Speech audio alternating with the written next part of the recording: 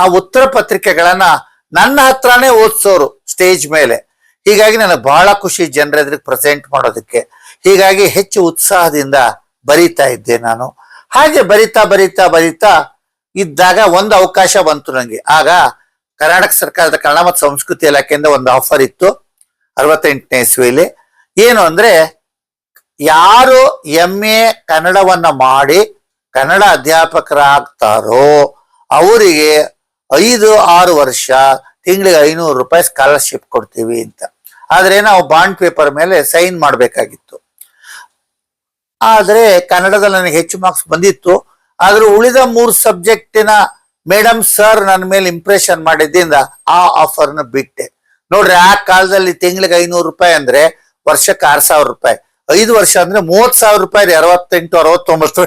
ನಾನು ಬಿಟ್ಟೆ. ಈಗ ಅನ್ಸುತ್ತೆ, ಅಯ್ಯೋ ಯಾಕಪ್ಪ ಬಿಟ್ಟೆ ಅಂತ.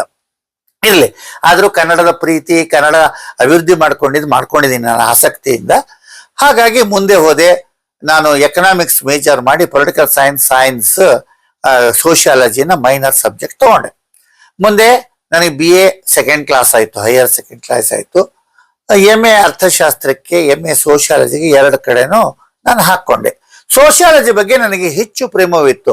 ಫ್ಯಾಮಿಲಿ, ಸೊಸೈಟಿ, ನೇಷನ್, ಆಮೇಲೆ ಜನಸಂಖ್ಯೆ, ಇವುಗಳ ಬಗ್ಗೆ ಎಲ್ಲ ನಂಗೆ ತುಂಬಾ ಆಸಕ್ತಿ ಇತ್ತು. ನಾನು MA ಸೋಷಿಯಾಲಜಿ ಫಸ್ಟ್ ಲಿಸ್ಟ್ ಅಲ್ಲಿ ಸಿಕ್ಕಿದ್ರೆ ಅದಕ್ಕೆ ಸೇರ್ಕೋಬೇಕು ಅಂತಿದ್ದೆ. ಆದ್ರೆ ಫಸ್ಟ್ ಲಿಸ್ಟ್ ಅಲ್ಲಿ ಸಿಗ್ಲಿಲ್ಲ. ಸೆಕೆಂಡ್ ಲಿಸ್ಟ್ ನಲ್ಲಿ ನನಗೆ ಸಿಕ್ತು. ಆದ್ರೆ ಫಸ್ಟ್ ಲಿಸ್ಟ್ ಅಲ್ಲಿ MA ಎಕನಾಮಿಕ್ಸ್ ಸಿಕ್ಬಿಡ್ತು. ಪ್ರೊಫೆಸರ್ DM ನಂಜುಂಡಪ್ಪ ಅವರು ಹೆಡ್ ಆಫ್ ದ ಡಿಪಾರ್ಟ್ಮೆಂಟ್ ಆಗಿದ್ರು. ಮುಂದೆ ಅವರು ಕರ್ನಾಟಕ ಸರ್ಕಾರಕ್ಕೆ ಸಲಹೆಗಾರರಾದ್ರು, ಆರ್ಥಿಕ ಸಲಹೆಗಾರರು. ಇರ್ಲಿ, ಅಂಥವ್ರು ಇದಾರಲ್ಲ ಅಂತ ಅಲ್ಲಿ ಸೇರ್ಕೊಂಡು 6 ತಿಂಗಳಿಗೆ ಅವರು ಕರ್ನಾಟಕ ಸರ್ಕಾರದ ಸೇವೆಗೆ ಹೊಟ್ಟೋದ್ರು. ನಮಗೆ ಒಂದು ಆಘಾತಕಾರಿ ವಿಷಯ ಏನ್ ಬಂತು ಅಂದ್ರೆ, ನಾನು history of economic thought, agriculture economics ಈ ತರ ಸಬ್ಜೆಕ್ಟ್ 2ನೇ ವರ್ಷಕ್ಕೆ ಇದೆ ಅಂತೇಳಿ MA ಅರ್ಥಶಾಸ್ತ್ರಕ್ಕೆ ಹೋಗಿದ್ದೆ. ಯಾಕಂದ್ರೆ ಇವು ಸ್ಕೋರ್ ಆಗುತ್ತೆ ಮಾರ್ಕ್ಸ್, ಇವು ಮತ್ತೆ ನಾವು essay ರೈಪ್ ಬರೆಯೋದು.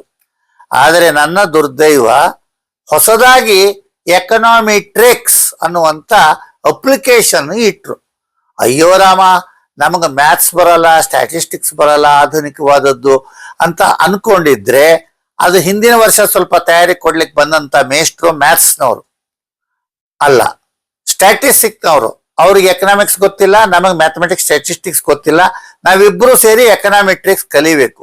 ಹೀಗಾಗಿ ಅದ್ರದ್ದು ಅಪ್ಲಿಕೇಶನ್ ಎಲ್ಲ ನಮಗೆ ಸರಿಯಾಗಿ ಅರ್ಥ ಆಗ್ಲಿಲ್ಲ. ಆಮೇಲೆ ಕೊನೆಗಳಿಗೆ ಹಿಂದಿನ ಕ್ವಶನ್ ಪೇಪರ್ಸು ಇರ್ಲಿಲ್ಲ ಎಕನಾಮೆಟ್ರಿಕ್ಸ್. ನಮ್ದೇ ಫಸ್ಟ್ ಪ್ರಯೋಗ ಪಶುಗಳು ನಾವು. ಹೀಗಾಗಿ ಏನೋ ಬರದೆ 1 ಮಾರ್ಕ್ ನಲ್ಲಿ ನಂಗೆ ಸೆಕೆಂಡ್ ಕ್ಲಾಸ್ ಹೋಯ್ತು. ಹೀಗಾಗಿ ಆ ಸಂದರ್ಭದಲ್ಲಿ ನಾನು ಕಾಲೇಜ್ ಅಧ್ಯಾಪಕರಾಗಬೇಕಂತ ಬಹಳ ಆಸಕ್ತಿ ಇತ್ತು. ಪೇಪರ್ ಅಲ್ಲಿ ಆಡ್ ಬಂದ ತಕ್ಷಣ ಹೊರಟು ಬಿಡುವೆ. ನಮಗೆ ಆವಾಗ ಬಸ್ ಆಗ್ಲಿ ರೈಲ್ ಆಗ್ಲಿ ಇರ್ಲಿಲ್ಲ. ನಾವು ಹೋಗೋ ಊರುಗಳಿಗೆ ಅಕ್ಕೆ ಹಾಲೂರು, ಹೊಳೆ ಹಾಲೂರು, ಈ ತರದ ಹಳ್ಳಿಗಳಿಗೆ ಊರುಗಳಿಗೆಲ್ಲ ಹೋಗ್ಬೇಕಾದ್ರೆ ನಮ್ಮ ಹತ್ರ ದುಡ್ಡು ಇರ್ತಿರ್ಲಿಲ್ಲ. ಲಾರಿಯವ್ರನ್ನ ರಿಕ್ವೆಸ್ಟ್ ಮಾಡ್ಕೊಂಡು ಫ್ರೀಯಾಗಿ ನನ್ನ ಲಾರಿಯಲ್ಲಿ ಕರ್ಕೊಂಡು ಹೋಗೋರು. ಹಂಸಭಾವಿ ಎಲ್ಲ ಕಡೆ ಹೋದೆ. 3 ಕಾಲೇಜಿನಲ್ಲಿ ಎಕನಾಮಿಕ್ಸ್ ಅಧ್ಯಾಪಕರ ಪೋಸ್ಟ್ ಕೊಡ್ತೀವಿ ಅಂದ್ರು. ಆದ್ರೆ ತಿಂಗಳಿಗೆ 300 ರೂಪಾಯಿ ಮಾತ್ರ ಸಂಬಳ. ನಾನು ಈ 3 ಕಾಲೇಜಿನಲ್ಲಿ ಎಲ್ಲಿ ಸೇರ್ಕೋಬೇಕು ಅರ್ಥಶಾಸ್ತ್ರ ಅಧ್ಯಾಪಕ ಅಂತ ಯೋಚನೆ ಮಾಡ್ತಾ ಇದ್ದೆ. ಆದ್ರೆ ಇದನ್ನ ಹೇಳ್ಬೇಕೋ ಗೊತ್ತಿಲ್ಲ, ಹೇಳ್ಬಾರ್ದು. ಅವಾಗ ನಂಜುಂಡಪ್ಪ ಅವರು ಎಷ್ಟು ಪ್ರಾಮಾಣಿಕರು, ಎಷ್ಟು ನಿಸ್ಪೃಹರಾಗಿದ್ದರೋ, ಅಲ್ಲಿ ಇನ್ನೊಬ್ರು ಬಂದ್ರು, ಪ್ರೊಫೆಸರ್ ತಿಗಡಿ ಅಂತ. ಅವರಿಗೆ ಜಾತೀಯತೆ ಬಹಳ. ನಾನು ಹೇಳ್ಬಾರ್ದು ಇದನ್ನ, ಶಿಕ್ಷಣ ಸಂಸ್ಥೆ ಜಾತೀಯತೆ ಹೇಗಿದೆ ಅಂತ. ಅವರಿಗೆ ಗೊತ್ತಾಗೋಯ್ತು. ನಾನು ನಾಟಕ ಮಾಡಿದೆ. ಆಮೇಲೆ ನಾವೆಲ್ಲ ಯುವ ಕವಿಗಳು ಸೇರಿ ದಿಗಂಬರ ಅನ್ನೋಂಥ ಒಂದು ಪುಸ್ತಕ ತಂದ್ವಿ ಆಗ. ಆಮೇಲೆ ಯೂತ್ ಫೆಸ್ಟಿವಲ್ ಅಲ್ಲಿ ನಾಟಕ ಮಾಡಿದೆ. ಸಿನಿಮಾಗಳ ಬಂದು ಅದ್ರ ಬಗ್ಗೆ ಮಾತಾಡ್ತಾ ಇದ್ದೆ. ಇವನು ತುಂಬಾ ಆಕ್ಟಿವ್ ಆಗಿದ್ದಾನಲ್ಲ, ಇವನು ಇವನನ್ನ ನಾವು ಹಿಂದಾಕ್ಬೇಕು ಅಂತೇಳಿ 1 ಸಿಂಗಲ್ ಮಾರ್ಕ್ ಅಲ್ಲಿ ನಂಗೆ ಸೆಕೆಂಡ್ ಕ್ಲಾಸ್ ಕಳೆದು ಬಿಟ್ರು. ಅಂದ್ರೆ ನನ್ನ ಜೀವನಕ್ಕೆ ಮುಂದೆ ನಾನೇ ಅನುಕೂಲ ಮಾಡ್ಕೊಂಡೆ ಅಂತ ತಿಳ್ಕೊಳ್ಳಿ, ನನಗೆ ನೋವಿಲ್ಲ. ನನಗೆ ಒಂದು ವೇಳೆ 1 ಮಾರ್ಕಲ್ಲಿ ಸೆಕೆಂಡ್ ಕ್ಲಾಸ್ ಸಿಕ್ಕಿದ್ರೆ ನಾನು ಎಕನಾಮಿಕ್ಸ್ ಲೆಕ್ಚರರ್ ಆಗ್ತಿದ್ದೆ. ಲೆಕ್ಚರರ್ ಆಗಿ ಅಸಿಸ್ಟೆಂಟ್ ಪ್ರೊಫೆಸರ್ ಏನಾಗಿ ರಿಟೈರ್ ಆಗ್ತಿದ್ದೆ ಹೊರತು ಇಷ್ಟು ವೈವಿಧ್ಯಮಯ ಬಣ್ಣಗಳು ನನ್ನ ಜೀವನದಲ್ಲಿ ಬರ್ತಿರ್ಲಿಲ್ಲ. ಅಂದ್ರೆ ನಾನು ವಿದ್ಯಾರ್ಥಿಗಳಿಗೆ, ಯುವ ಜನರಿಗೆ ಏನ್ ಹೇಳ್ತೀನಿ ಅಂದ್ರೆ, ಆಘಾತಗಳು ಒಂದೊಂದೇ ಆದರೆ ಅದು ನಿಮಗೆ ಒಂದು ಹೊಸ ಅವಕಾಶ ಕೊಡುತ್ತೆ. ಆಘಾತ ಪಟ್ಟು ಕೂತ್ಕೋಬೇಡಿ ಅಂತ. ಸರಿ, ಆಮೇಲೆ ನಾನು ಆವಾಗ ಬೇರೆ ಬೇರೆ ಶಾಲೆ ಕಾಲೇಜುಗಳಿಗೆ ಹೋಗಿದ್ನಲ್ಲ, ಹಾಗೆ ಒಂದು ಮಠದ ಒಂದು ಸಂಸ್ಥೆಗೆ ಹೋಗಿದ್ದೆ ನಾನು. ಚಿತ್ರದುರ್ಗದಲ್ಲಿ ಒಂದು ಸಂಸ್ಥೆಗೆ, ವೀರಶೈವ ಸಂಸ್ಥೆ ನಡೆಸುವಂತ ಕಾಲೇಜಿಗೆ ಹೋಗಿದ್ದೆ. ಅಲ್ಲಿ 1 ರೂಪಾಯಿಗೆ ಅವಾಗ ನನಗೆ ಸೊಸೈಟಿಯಲ್ಲಿ ಒಂದು ರೂಮ್ ಕೊಟ್ರು. 2 ದಿವಸ ಇದ್ದು ಪಾಠ ಮಾಡಿದೆ. ನೀವು ಚೆನ್ನಾಗಿ ಪಾಠ ಮಾಡ್ತೀರಿ, ಸೆಕೆಂಡ್ ಕ್ಲಾಸ್ ಬಂದ್ರೆ ನೀವು ಬಂದು ಜಾಯ್ನ್ ಆಗ್ಬಿಡ್ರಿ ಅಂದ್ರು. ನನಗೆ ದುರ್ದೈವವಶಾತ್ 1 ಮಾರ್ಕ್ ಹೊಟ್ಟೋಯ್ತಲ್ಲ. ನಾನು ಅವ್ರಿಗೆ ಅವತ್ತು ಬರೆದಿದ್ದ ಕಾರ್ಡ್ನ ನೆನಪು ನನಗಿದೆ. ಅದ್ರಲ್ಲಿ ಬರೆದೆ ನಾನು ಇಂಟೆಲಿಜೆನ್ಸ್ ಅಂದ್ರೆ ಏನು, ಟ್ಯಾಲೆಂಟ್ಸ್ ಅಂದ್ರೆ ಏನು ಅಂತ ಹೇಳೋದಕ್ಕೆ ಇಂಗ್ಲಿಷ್ ನಲ್ಲಿ 2 ವಾಕ್ಯ ಬರೆದಿದ್ದೆ. Class is the mark of intelligence and teaching is the mark of talents. There need not be correlation between two ಅಂತ ಬರ್ದೆ. ಆಗ ಅಲ್ಲಿಂದ ಪ್ರಿನ್ಸಿಪಾಲ್ರು ಬರೆದ್ರು, ನೀವೇ ಬಂದ್ರಿ ಪೋರ್ಷನ್ ಮುಗಿಸ್ಬೇಕು ಅಂದ್ರು. ಹೀಗಾಗಿ ಮತ್ತೆ ನಾನು ಆ ಮಠದ ಚಿತ್ರದುರ್ಗ ಮಠಕ್ಕೆ ಸಂಬಂಧಪಟ್ಟಂತ ಇದಕ್ಕೆ ಸಿರಿಗೆರೆ ಒಂದು ಕಾಲೇಜಿಗೆ ಹೋದೆ. 1 ವಾರ ಪಾಠ ಮಾಡ್ತಾ ಇದ್ದೆ. ಅಷ್ಟೊತ್ತಿಗೆ ನನಗೊಂದು ಬುಲಾವ್ ಬಂತು. ಹೆಂಗೆ ಚೇಂಜಸ್ ಆಗುತ್ತೆ ಅನ್ನೋದಕ್ಕೆ ನಿಮ್ಗೊಂದು ಉದಾಹರಣೆ ಹೇಳ್ತಾ ಇದ್ದೀನಿ. ನಮ್ಮ ತಂದೆಗೆ ಪ್ರೊಫೆಸರ್ KS ದೇಶಪಾಂಡೆ ಅಂತ ಹೇಳಿ ಧಾರವಾಡ ಕರ್ನಾಟಕ ಯೂನಿವರ್ಸಿಟಿಯಲ್ಲಿ ಚೀಫ್ ಲೈಬ್ರರಿಯನ್ ಆಗಿದ್ರು. ಅವ್ರು ಬಹಳ ಆತ್ಮೀಯರು. ಹಾಗೆ ನನಗೂ ಸಹ ಅವರು ಪರಿಚಯ ಇತ್ತು. ಅಲ್ಲಿ ಪಾಠ ಮಾಡಬೇಕಾದ್ರೆ ನಾನು ಮಿತ್ರ ಒಬ್ಬ ಸುಧೀರ್ ಕುಲಕರ್ಣಿ ಅಂತ ಈಗ ಮುಂಬೈಯಲ್ಲಿ ಬರೋಡಾಲಿದ್ದಾನ.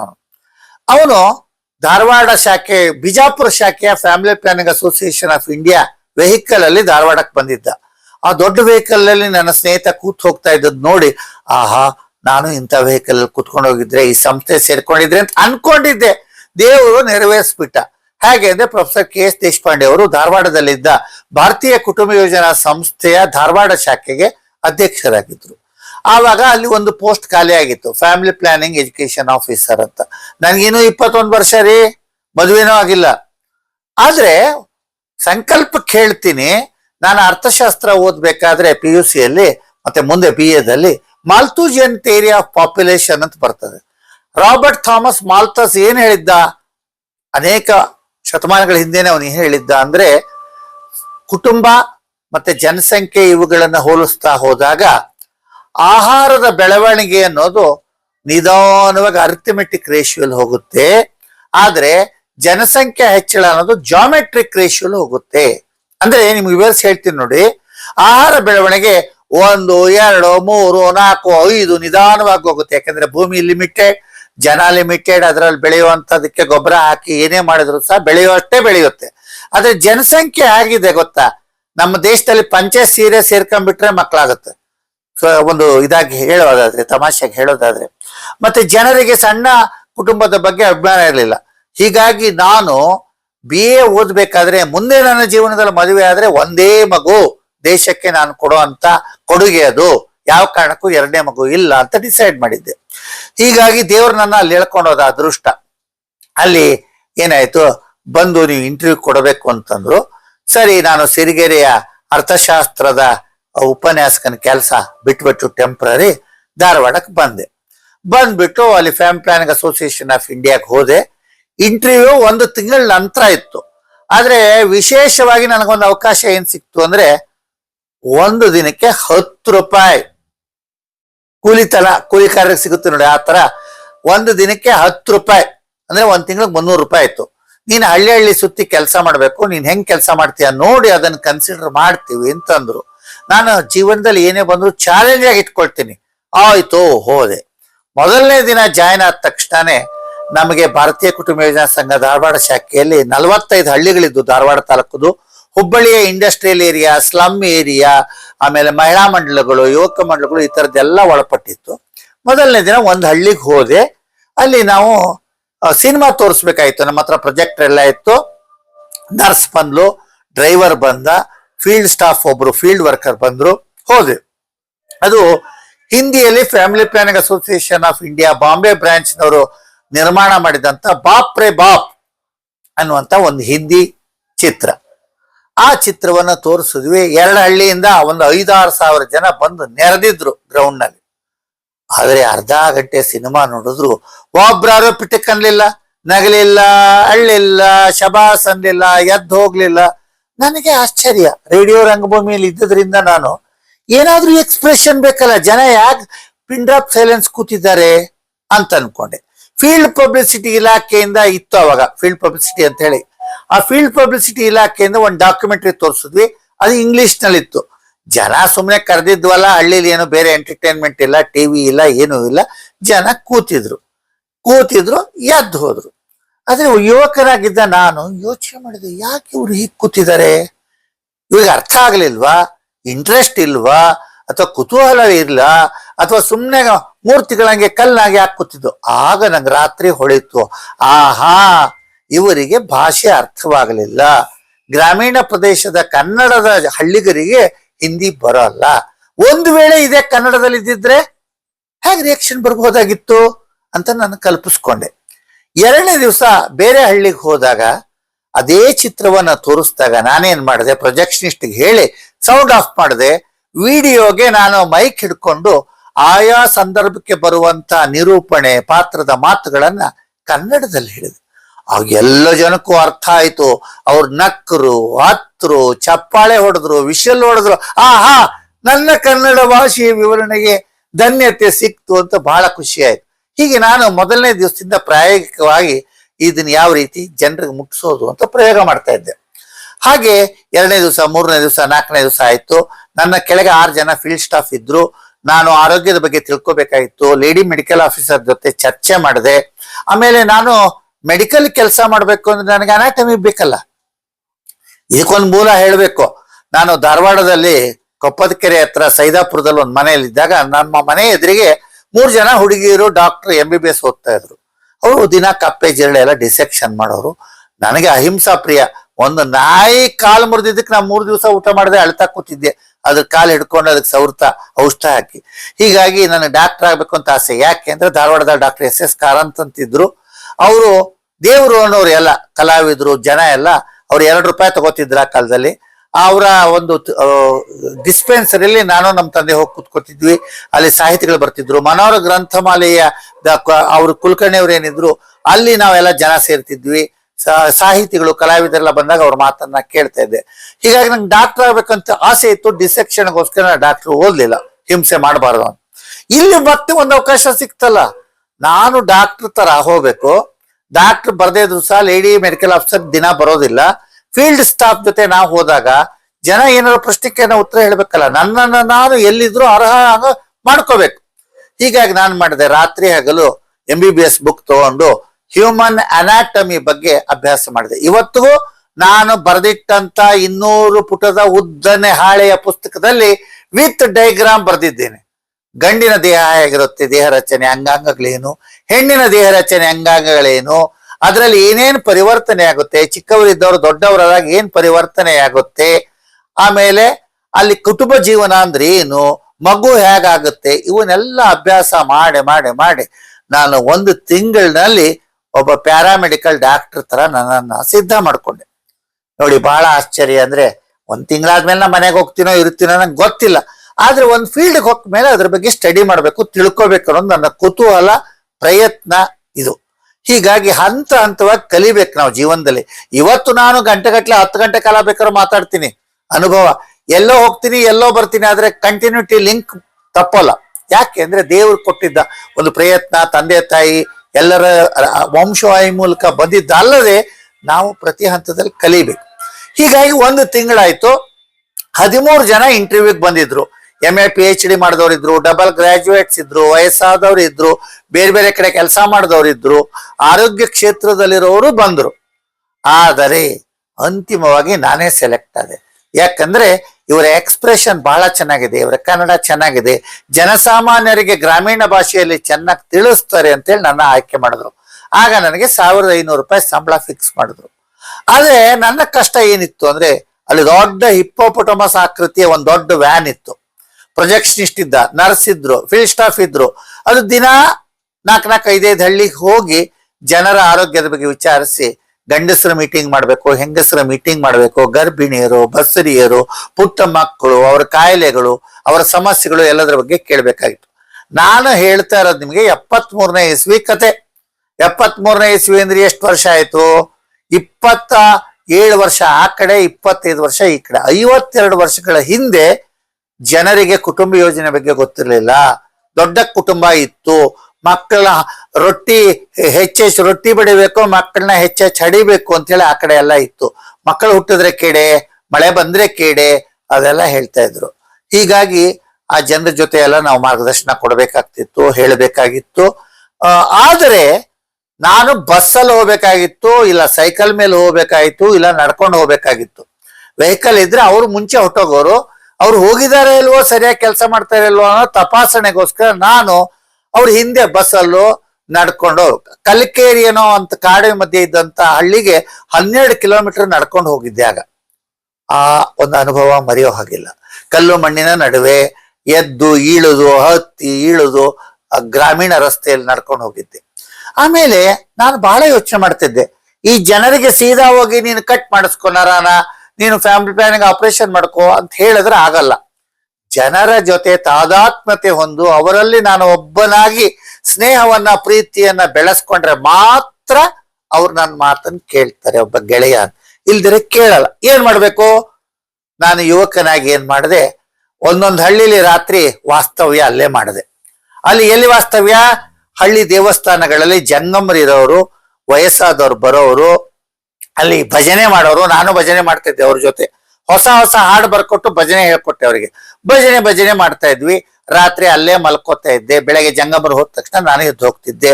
ಗ್ರಾಮೀಣ ಹಿರಿಯರ ಜೊತೆ ಹೋದೆ. ಯಾಕೆ ಅಂದ್ರೆ ನಾನು ಆಗ್ಲೇ ಅಭ್ಯಾಸ ಮಾಡಿದ್ದೆ, ಸೋಷಿಯಾಲಜಿ ಅಭ್ಯಾಸ ಮಾಡಿದ್ರಿಂದ ನಂಗೆ ಗೊತ್ತಾಯ್ತು, ಮನೆಯಲ್ಲಿ ಯಾರ ಮಾತು ನಡೆಯುತ್ತೆ? ಮಗಂದು ಸೊಸೆ ಮಾತು ನಡೆಯಲ್ಲ, ಅತ್ತೆದು ಮಾವನ್ ಮಾತು ನಡೆಯುತ್ತೆ, ಚಿಕ್ಕಪ್ಪಂದು ದೊಡ್ಡಪ್ಪಂದು ಮಾತು ನಡೆಯುತ್ತೆ, ತಂದೆ ತಾಯಿ ಮಾತು ನಡೆಯುತ್ತೆ. ಹಾಗಾದ್ರೆ ನಾವು ಅರ್ಹ ದಂಪತಿಗಳು, ಎಲಿಜಿಬಲ್ ಕಪಲ್ ಅನ್ನೋರ್ನ ಮುಟ್ಟಬೇಕಾದ್ರೆ ಅವ್ರ ಕುಟುಂಬವನ್ನು ಮುಟ್ಟಬೇಕು. ಅವರ ತಂದೆ ತಾಯಿ, ಅವರ ಅತ್ತೆ ಮಾವ, ಅವರ ನಾದ್ನೀರು, ಆ ಹಿರಿಯರ ಜೊತೆ ಮಾಡ್ಬೇಕು. ಆವಾಗ ನಾ ಏನ್ ಮಾಡ್ತಿದ್ದೆ, ಅವ್ರ ಅಡಿಗೆ ಮನೆಗೆ ಹೋಗಿ ಕುತ್ಕೊಂಡು, ಅಕ್ಕ ಏನ್ ಮಾಡ್ತಿರವ, ಅವ್ವ ಏನ್ ಮಾಡ್ತಿರವ ಅಂತ ಅವ್ರ ಭಾಷೆಯಲ್ಲಿ ಮಾತಾಡಿ, ಅವ್ರು ಕೊಟ್ಟ ರೊಟ್ಟಿ ಖಾರ ತಿಂದು, ಅವ್ರ ಜೊತೆ ಕಂಬಳಿ ಮೇಲೆ ಕುತ್ಕೊಂಡು ಭಜನೆ ಮಾಡಿ, ಆ ಕಡೆ ಈ ಕಡೆ ಸುದ್ದಿ ಎಲ್ಲ ಮಾತಾಡಿ, ಮಕ್ಳು ಹೇಗಿದ್ದಾರೆ, ಅವ್ರ ಆರೋಗ್ಯ ಹೇಗಿದೆ, ಏನ್ ಅಡಿಗೆ ಮಾಡ್ತೀರಿ, ಹೆಂಗ್ ಮಾಡ್ತೀರಿ, ಎಷ್ಟ್ ಕಷ್ಟ ಪಡ್ತಿರಲ್ಲ, ನಿಮ್ಗೆ ಎಷ್ಟು ಕೂಲಿ ಸಿಗುತ್ತೆ, ಈ ತರ ಅವರ ಪರ್ಸನಲ್ ವಿಚಾರ ಮಾಡ್ತಾ ಮಾಡ್ತಾ ಮಾಡ್ತಾ ಮಾಡ್ತಾ ಅಲ್ಲಿ ಎಷ್ಟು ಹಳ್ಳಿ ಇತ್ತು, 42 ಹಳ್ಳಿಲೂ ನಾನು ಜನರಿಗೆ ಬಹಳ ಬೇಕಾದವನಾಗ್ಬಿಟ್ಟೆ. ನೀವು ಸಿನಿಮಾದಲ್ಲೆಲ್ಲ ಒಬ್ಬ ಹೀರೋ ಮಾಡೋದನ್ನ ನೋಡ್ತೀರಿ, ಆದ್ರೆ ನಿಜ ಜೀವನದಲ್ಲಿ ಬಹಳ ಕಷ್ಟ ಇದೆ. ಕೆಲವು ಜನ ಬೈತಿದ್ರು, ಇವನೇನೋ ರಾಜಕೀಯಕ್ಕೆ ಬರ್ತಾನೇನೋ, ಚುನಾವಣೆಗೆ ಬರ್ತಾನೇನೋ, ಅದಕ್ಕೆ ನಮ್ಗೆ ಓಟ್ ಬೇಕೇನೋ, ಅದಕ್ಕೆ ಹಿಂಗ್ ಮಾಡ್ತಾ ಇದ್ದಾನೆ. ಇಲ್ದೇ ಇದ್ರೆ ಪ್ಯಾಂಟು ಶರ್ಟ್ ಹಾಕೊಂಡವನು ನಮ್ಮನೆಗ್ ಬರೋದು ಅಂದ್ರೆ ಏನೋ, ಗುಡಿಸಲಿಗೆ ಬರೋದು ಅಂದ್ರೆ ಏನೋ, ಇಲ್ಲಿ ದೇವಸ್ಥಾನದಲ್ಲಿ ಮಲ್ಕೊಳ್ಳೋದು ಅಂದ್ರೆ ಏನೋ, ಭಜನೆ ಮಾಡೋದು ಅಂದ್ರೆ ಏನೋ ಅಂತ. ಅಲ್ಲಿ ನೂರಾರು ಯುವಕ ಮಂಡಲ ಯುವತಿ ಮಂಡಲಗಳು ಇದ್ದು ಹಳ್ಳಿಲಿ, ಈಗಂತೂ ಇಲ್ವೇ ಇಲ್ಲ. ಆಗ ಇದ್ದದ್ದೆಲ್ಲ ಆರಂಭದ ಚೆನ್ನಾಗಿ ನಡೆದು ಅದು ಮುಚ್ಚೋಗಿದ್ದು. ನಾನೇನ್ ಮಾಡಿದೆ, ಒಂದ್ ಕಡೆಯಿಂದ ಯುವಕ ಮಂಡಲಗಳ ಪುನಶ್ಚೇತನ ಮಾಡಿದೆ, ಯುವತಿ ಮಂಡಲಗಳ ಪುನಶ್ಚೇತನ ಮಾಡಿದೆ, ಮಹಿಳಾ ಮಂಡಲಗಳನ್ನ ಸ್ಥಾಪಿಸಿದೆ, ಪತ್ರಿಕೆಗಳೆಲ್ಲವೆಲ್ಲ ಬಂದಿದೆ. ಆ ಪತ್ರಿಕೆಯ ಆ ಪುಟಗಳನ್ನ ನಾನು ಇವತ್ತಿಗೂ ಕಾದಿಟ್ಟಿದ್ದೀನಿ. ಅಂದ್ರೆ ನಾನು ಗ್ರೇಟ್ ಅಂತಲ್ಲ, ನನಗೆ ಇಂಥ ಪ್ರಯತ್ನ ಮಾಡ್ಲಿಕ್ಕೆ ದೇವರು ಐಡಿಯಾ ಕೊಟ್ಟ, ನನ್ನ ತಂದೆ ತಾಯಿ ಆಶೀರ್ವಾದ. ನಮಗೆ ಇಂಥದ್ದೆಲ್ಲ ಹೊಸ ಹೊಸ ಕ್ಷೇತ್ರಗಳಿಗೆ ಹೋಗಿ ನಾನು ಏನ್ ಮಾಡ್ಬೋದು, ನನ್ನ ಕಾಂಟ್ರಿಬ್ಯೂಷನ್ ಏನು ಅಂತ ಮಾಡ್ತಾ ಇದ್ದೆ. ಹೀಗಾಗಿ ಕ್ರಮೇಣ 1 ವರ್ಷ 1.5 ವರ್ಷ ಮಾಡೋದ್ರೊಳಗೆ ನಾನು ಹುಬ್ಬಳ್ಳಿಯ ತೊರವಿಗಲ್ಲಿ ಅರ್ಬನ್ ಸೆಂಟ್ರಲ್ಲೂ ಹೋಗ್ತಿದ್ದೆ. ಅಲ್ಲಿ ಲೇಡಿ ಮೆಡಿಕಲ್ ಆಫೀಸರ್ ಇದ್ರು, ಫೀಲ್ಡ್ ಸ್ಟಾಫ್ ಇದ್ರು. ಶಹರದಲ್ಲಿ ಒಂದ್ ಕಡೆ ಹಳ್ಳಿಗಳಲ್ಲಿ ಧಾರವಾಡ ಜಿಲ್ಲೆಯಲ್ಲಿ, ಈ ಕಡೆ ಹುಬ್ಬಳ್ಳಿಯ ಶಹರ, ಕೈಗಾರಿಕೆಗಳು, ಕೈಗಾರಿಕಾ ಪ್ರದೇಶಗಳು, ಸ್ಲಮ್ ಏರಿಯಾ. ಅಲ್ಲಿ ಒಂದ್ ಕಡೆ ನೋಡ್ರಿ ಕಳ್ಳ ಬಟ್ಟಿ ಮಾಡ್ತಾ ಇದ್ರು. ನಾನು ಕಳ್ಳ ಬಟ್ಟಿ ಮಾಡುವಂತ ಸೆಂಟರ್ಗೆ ಹೋಗಿ ಅವ್ರನ್ನೂ ಮಾತಾಡಿಸ್ ಬಂದೆ.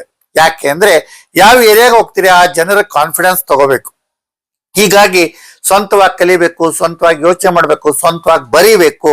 ನಿಮ್ಮ ಮನಸ್ಸಿನಲ್ಲಿ ಡಿಕ್ಷನರಿಲಿ ಅರ್ಥ ತಿಳ್ಕೋಬೇಕು, ಬಾಯ್ಪಾಠ ಇರ್ಬೇಕು. ನಿಮ್ಗೆ ಯಾರು ಏನ್ ಕೇಳಿದ್ರು ಹೇಳೋಂಗ್ ಇರ್ಬೇಕು. ಅವಾಗ ನಿಮ್ಮ ಮಾತಿಗೆ ಬೆಲೆ ಕೊಡ್ತಾರೆ. ನಂಗೆ ಗೊತ್ತಿಲ್ಲ ಅಂತ ಒಂದ್ ಶಬ್ದ ಹೇಳ್ಬಿಟ್ರೆ ಅಯ್ಯ ಹೋಗಯ್ಯ ಅಂತಂತಾರೆ.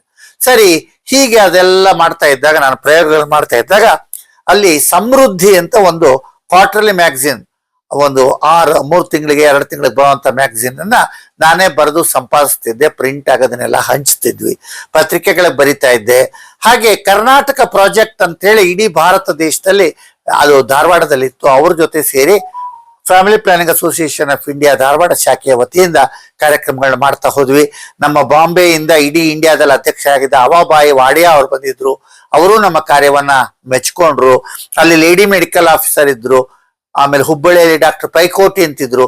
ಅವ್ರ ಹತ್ರ ಎಲ್ಲ ನಾನು ಚರ್ಚೆ ಮಾಡ್ತಿದ್ದೆ. ಬರೀ ಚಾ ಕುಡಿಯೋದು, ಹರಟೆ ಹೊಡೆಯೋದಲ್ಲ, ಕೌಟುಂಬಿಕ ವಿವರಗಳಲ್ಲ, ಆರೋಗ್ಯದ ಬಗ್ಗೆ ಜನರು ಏನ್ ಹೇಳ್ತಾರೆ, ಅವ್ರ ಮೂಢನಂಬಿಕೆಗಳೇನು, ತಪ್ಪು ಗ್ರಹಿಕೆಗಳೇನು, ಅವ್ರಿಗೆಲ್ಲ ಹ್ಯಾಕ್ ತಿಳಿ ಹೇಳೋದು.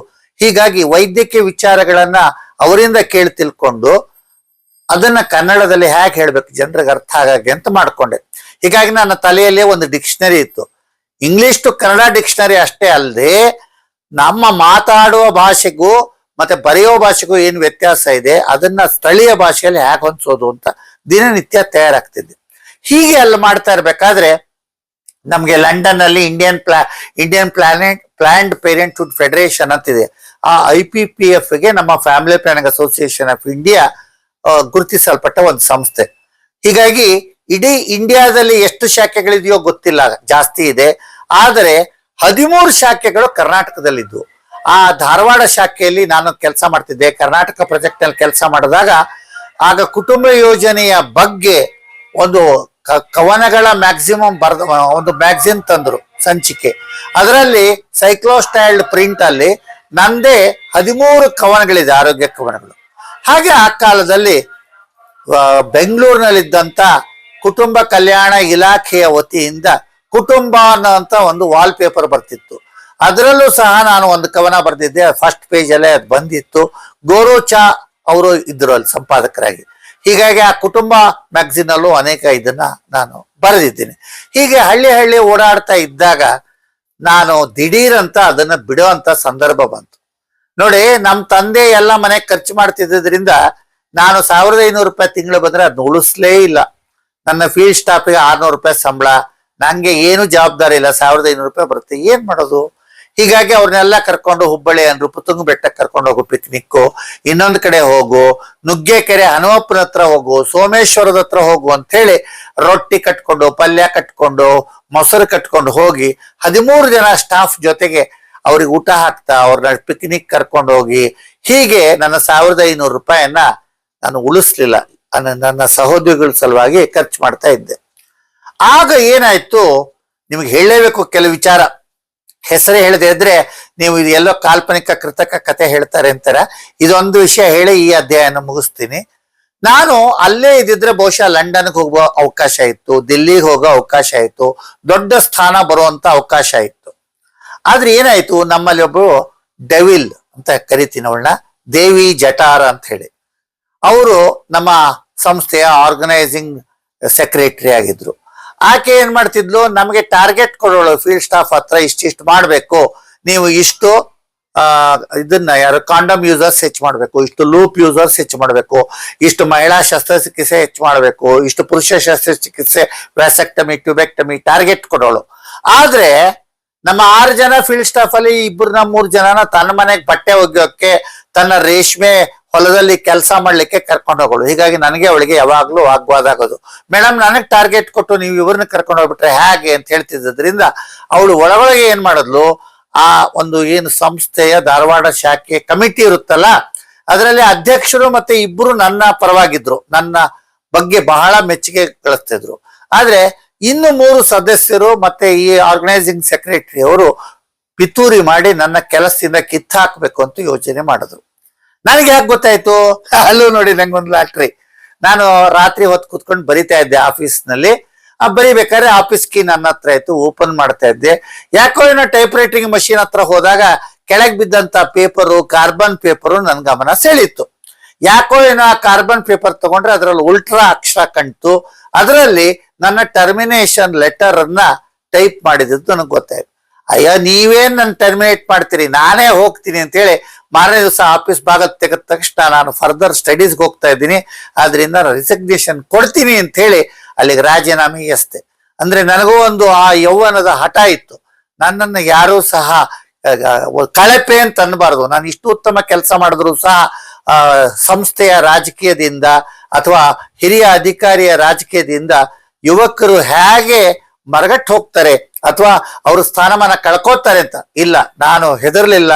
ಧೈರ್ಯವಾಗಿ ಏನ್ ಬರುತ್ತೆ ನೋಡೋಣ ಅಂತ ಹೇಳಿ ರಾಜೀನಾಮೆ ಬಿಸಾಕಿ ಬೆಂಗಳೂರಿಗೆ ಬಂದೆ. ಇಲ್ಲಿಗೆ ಇವತ್ತಿನ ಕಾರ್ಯಕ್ರಮ ಮುಗಿಸ್ತಾ ಇದ್ದೀನಿ. ಆದಿತ್ಯ ಲೋಕೇಶ್ ಅವರ ಸಂಸ್ಕೃತಿ ಯೂಟ್ಯೂಬ್ ಚಾನೆಲ್ ಮೂಲಕ ನನ್ನನ್ನು ನೀವು ನೋಡ್ತಾ ಇದ್ದೀರಿ, ನನ್ನ ಮಾತು ಕೇಳ್ತಾ ಇದ್ದೀರಿ. ಮೊಟ್ಟ ಮೊದಲನೇದಾಗಿ ಅವರಿಗೆ ನಾನು ನನ್ನ ಹಾರ್ದಿಕ ಅಭಿನಂದನೆಗಳು, ಧನ್ಯವಾದಗಳನ್ನ ತಿಳಿಸ್ತಾ ಇದ್ದೀನಿ. ಎಲ್ರಿಗೂ ನಮಸ್ಕಾರ.